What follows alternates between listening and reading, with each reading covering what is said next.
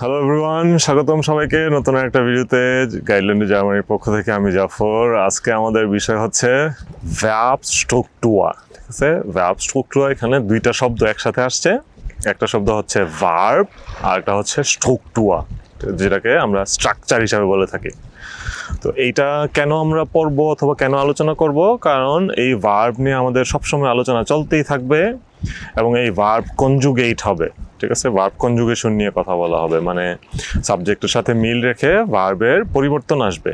তারপরে এই ভার্ব আবার হচ্ছে অতীতকাল ভবিষ্যৎকালে যাবে, তখন ব্যবহারে চেঞ্জ আসবে। সো এই চেঞ্জটা কখন কিভাবে হবে সেটা বোঝার জন্য আমাদেরকে এই ভার্ব স্ট্রাকচারটা বুঝতে হবে। ওকে, এখানে মাথায় রাখতে হবে এখন এই জিনিসটা, এটা হলো আমাদের পিছনের কারণ। এবং ভার্ব কি? ভার্ব হচ্ছে ক্রিয়া, যে শব্দ দ্বারা, কোনো শব্দ দ্বারা আমরা যে ক্রিয়া বুঝাইতে চাই, কোনো কাজ ঘটিত হচ্ছে বুঝাইতে চাই, সেটা হলো ভার্ব। ওকে, এখন জার্মান ভাষায় ভার্বের একটা নির্দিষ্ট স্ট্রাকচার আছে। ওকে, ওই স্ট্রাকচারটা আমাদেরকে বুঝতে হবে। স্ট্রাকচারটা কি? ভার্বের হচ্ছে, আমরা যদি ভালো মতো খেয়াল করি, ভার্বের সবসময় দুইটা পার্ট থাকে জার্মান ভাষায়। ওকে, বেসিক ভার্বগুলো, এর বাইরে আরও থাকতে পারে।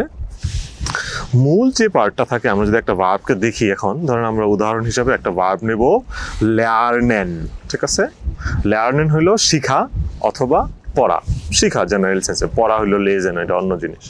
এখন এই শিখার lernen যে ভার্বটা, এটাকে যদি আমরা খেয়াল করি, তাহলে এখানে দেখেন একটা আছে learn আর শেষে হইলো an। ওকে, তো এই শেষের যে an এটা একটা পার্ট, আর প্রথম যে lernen এটা একটা পার্ট। ওকে, এই দুইটা সবসময় দুই ভাগে ভাগ হইতে থাকবে এবং এই দুইটার দুইটা নাম আছে। প্রথম যে পার্টটা, এটাকে বলা হয় স্টাম, অথবা এটাকে অনেক সময় ভুর্টসেলও বলা হয়ে থাকে জার্মান ভাষায়। দুইটা নাম। ওকে, সো আমরা যদি কখনো ক্লাসে ভুর্টসেল অথবা ভার্বের স্টাম নিয়ে কথা বলি, তাহলে আমরা এই প্রথম পার্টটা নিয়ে কথা বলতেছি। ওকে, আর দ্বিতীয় যেটা আছে সেটাকে ভার্বের এন্ডুং বলা হয়, অথবা সেটাকে আমরা অনেক সময় সাফিক্সও বলে থাকি। ওকে, এই দুইটা যেটা জিনিস, তাহলে এটা হইলো লার্ন আর এটা হইলো an, lernen, এই দুইটা মিলে এই ভার্বটা হয়েছে।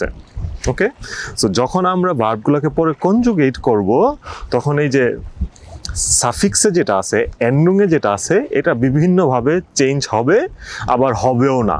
ওকে, আবার যখন আমরা আমাদের স্টামটাকে দেখব, এই স্টামটা আবারও তখন যখন আমরা এটাকে কনজুগেট করব অথবা অতীতকালে ব্যবহার করতে চাইবো, তখনও সেটা আবার বিভিন্নভাবে চেঞ্জ হবে, আবার হবেও না। এটা ডিপেন্ড করবে ভার্বের প্রকারভেদের উপরে। ওকে, কিছু কিছু ভার্বের আবার এর সামনেও একটা অংশ থাকতে পারে, সেটাকে বলা হইতে পারে প্রিফিক্স অথবা জার্মান ভাষায় প্রেফিক্স। ওকে, ওইটাকে অন্য একটা ভার্বের প্রকারের আওতায় আবার জার্মান ভাষায় আলোচনা করা হয়েছে। ওকে, সো এখন যদি আপনারা চিন্তা করেন যে আমরা লার্নের ভার্বটার শোতে যেভাবে দেখলাম, ভার্বটা যেভাবে ভাগ হচ্ছে দুইভাবে, সেম জিনিসটা যদি আমরা অন্য দুই তিনটা ভার্বে চিন্তা করি, মাখেন ভার্বের হচ্ছে কি হচ্ছে, মাখ an হয়ে যাচ্ছে। ঠিক আছে, কোনো কিছু করা। আবার আমরা যদি হচ্ছে কখেন ভার্বের কথা বলি, কখ an হয়ে যাচ্ছে, তাই না, রান্না করা যেটা। আবার যদি আমরা ফাগেন বলি, কোনো কিছু চালানো অথবা ড্রাইভ করা, সেটা হয়ে যাচ্ছে হচ্ছে ফা তারপরে গেন। ওকে, an হয়ে যাচ্ছে। ওকে, একইভাবে আবার যদি স্পিলেন বলি, তাহলে আমরা বলতেছি হচ্ছে স্পিল an। ওকে, সো এইভাবে আমরা ভার্ব শিখবো এবং ভার্বটাকে রিকগনাইজ করব। ওকে, সো যে কয়েকটা ভার্বের কথা বললাম, অবশ্যই আজকে এই ভিডিওর মাধ্যমে এই ভার্বগুলো শিখে গেলেন, ভার্বের স্ট্রাকচারটা ক্লিয়ার হয়ে গেলেন। আস্তে আস্তে আমরা এখন আরও ভার্ব নিয়ে বিশাল আলোচনায় যাব, সেগুলোতে তখন আমরা ভার্ব সম্পর্কে আরও বিশাল কিছু শিখবো, বড় বড় জিনিস শিখবো, অনেক বিষয় ইম্পর্টেন্ট মজার মজার জিনিস শিখবো।